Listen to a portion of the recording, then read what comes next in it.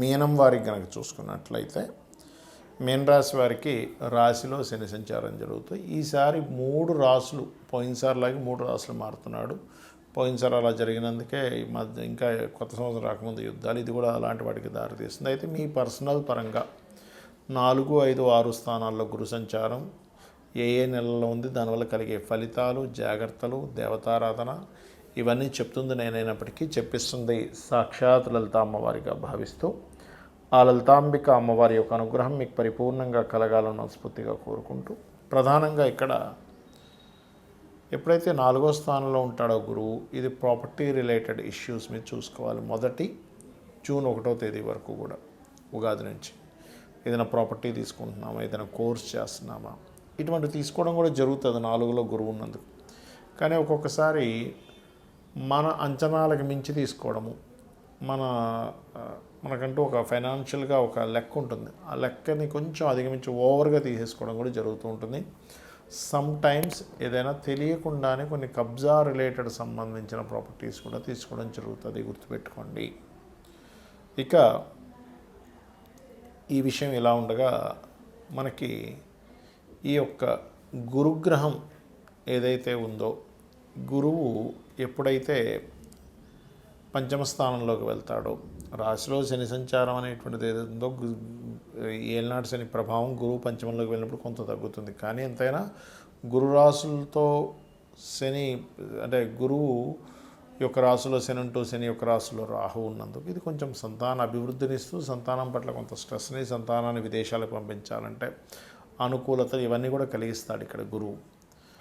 కాకపోతే ఏంటంటే కొంత ప్రేమ వ్యవహారాలు, ఫ్రెండ్స్ వల్ల కొంత ఇబ్బంది రావడం అనేటువంటిది కూడా ఇస్తాడు అక్టోబర్ ఎండింగ్ వరకు. ఇక అక్టోబర్ తర్వాత నవంబర్, డిసెంబర్ మాసాల్లో 6వ స్థానంలో ఉండేటువంటి గురువు పూర్వజన్మ కర్మస్థానంలోకి, రుణరోగ శత్రుస్థానంలోకి వెళ్తున్నాడు. కాబట్టి కొంత పూర్వజన్మ కర్మలో ఏవైతే ఇబ్బంది పడ్డారో అవి కొంత క్లియర్ అవ్వడానికి పనికి వస్తుంది. ఫైనాన్షియల్ గ్రోత్ ఇస్తాడు అక్కడ 6వ స్థానంలో ఉన్నప్పుడు, 2ని చూస్తాడు కాబట్టి. కాకపోతే గురువులతోని, ట్రైనింగ్ ఇచ్చే వాళ్ళతోని, గవర్నమెంట్ ఎంప్లాయీస్తోని కొంత శత్రుత్వాలు కూడా కలుగుతుంటాయి. వాళ్ళ వల్ల కొంత నష్టపోవడం, వాళ్ళ వల్ల కొంత ఖర్చు పెట్టాల్సిన పరిస్థితి కూడా వస్తూ ఉంటుంది.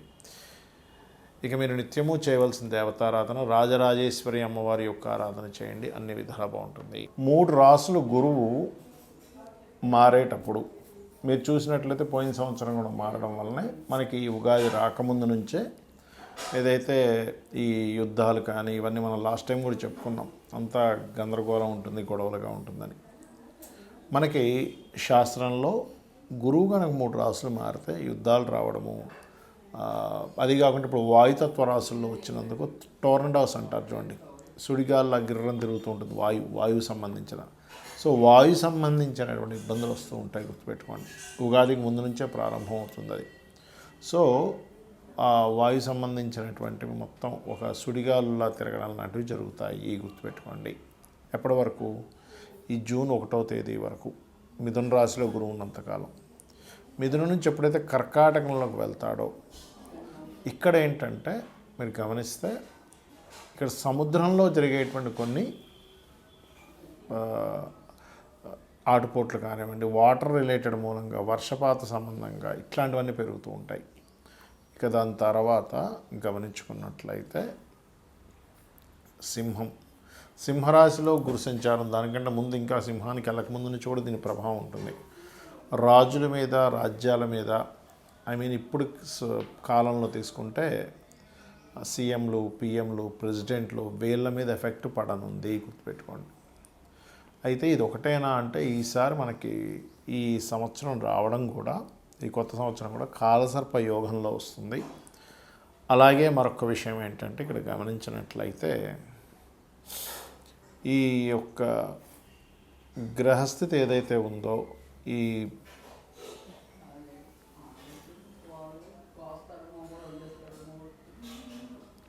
కాంబినేషన్ ఏదైతే ఉందో, ఈ శని రాహుల యొక్క ప్రభావం గురువు మీద ఉన్నందుకు, ఈ సంవత్సరం రాజు గురువైనందుకు, గురువు వాయుతత్వ రాశిని, జలతత్వ రాశిని, అగ్నితత్వ రాశిని ఈ 3 రాశుల్ని టచ్ చేసుకుంటూ మారుతున్నాడు. కాబట్టి అగ్ని, జల మరియు వాయు సంబంధించినటువంటి ఇబ్బందులు రానున్నాయి.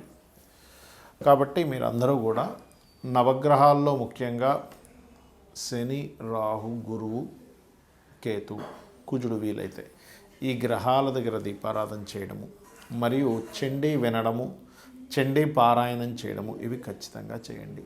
వీటి వల్ల ఏమవుతుందంటే ఈ ప్రకృతి విపత్తుల వల్ల, యుద్ధాల వల్ల ఎటువంటి ఇబ్బంది కలగకుండా ఉంటుంది, గుర్తుపెట్టుకోండి.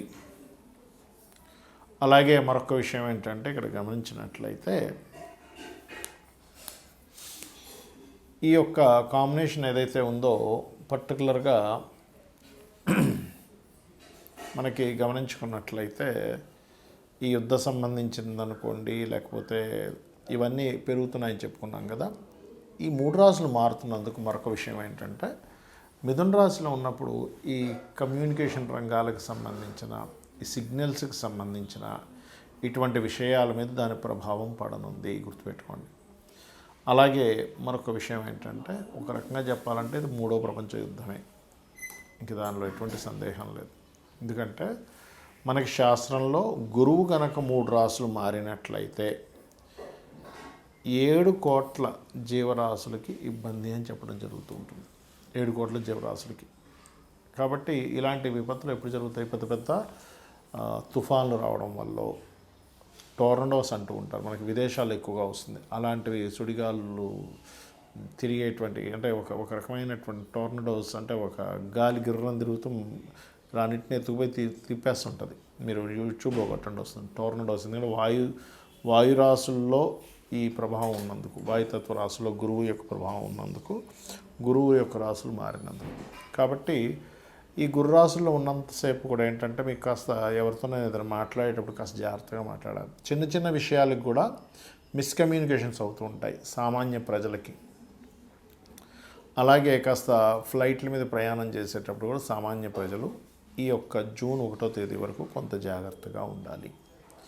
ఇక జూన్ 2 నుంచి అక్టోబర్ ఎండింగ్ వరకు వాటర్ మీద వెళ్ళేవి, లేకపోతే వాహన సంబంధించిన వాటి మీద మీరు గమనిస్తే లాస్ట్ ఇయర్ కూడా మనకి అతిచారంలో గురువు ఎప్పుడైతే మిథునం నుంచి వృషభం నుంచి మిథునం నుంచి కర్కాటకంలోకి ఎంటర్ అవ్వగానే విపరీతమైన యాక్సిడెంట్స్ అయ్యాయి. మీరు గుర్తుపెట్టుకోండి, చాలా యాక్సిడెంట్స్ విపరీతంగా అయ్యాయి. ఏమిటిది? తెల్లవారితే లేస్తే చాలు యూట్యూబ్ ఓపెన్ చేసినా, పేపర్ ఓపెన్ చేసినా సరే ఎప్పుడు యాక్సిడెంట్సే ఉన్నాయి. కాబట్టి జూన్ 2 నుంచి అందరూ కూడా ఈ యొక్క అక్టోబర్ ఎండింగ్ వరకు కూడా వాహనం మీద వెళ్ళేటప్పుడు కాస్త జాగ్రత్తగా వెళ్ళండి, గుర్తుపెట్టుకోండి. ఇక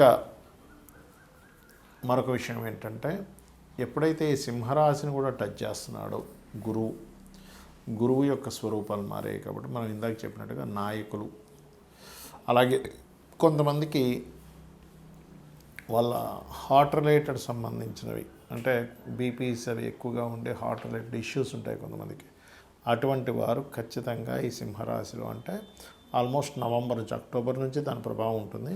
అక్టోబర్ నుంచి మరలా నవంబర్, డిసెంబర్ ఆ మాసాల్లో కూడా కొంత హెల్త్ పరమైనటువంటి విషయాల్లో కొంత జాగ్రత్తగా ఉండాలి. బికాజ్ ఆఫ్ దీని యొక్క ప్రభావం ఈ ఒక్కరోజుతో పోదు, సంవత్సరం 3 నెలలు ఉంటుంది. దీని మూలంగా ఎప్పుడైతే అగ్ని, వాయువు, జలము, అగ్ని ఈ 3 సంబంధంగా ఎప్పుడైతే ఇదవుతుందో ఇది 3 రాశులు మారుతున్నందుకు ఇది 3వ ప్రపంచ యుద్ధానికి దారితీస్తుంది. కాబట్టి సామాన్య ప్రజలు ఇబ్బంది కలగకుండా ఉండాలి. కాబట్టి మీ యొక్క ఇష్టదైవాన్ని తలుచుకోండి, అన్ని విధాలా బాగుంటుంది. శ్రీమాత్రే నమః.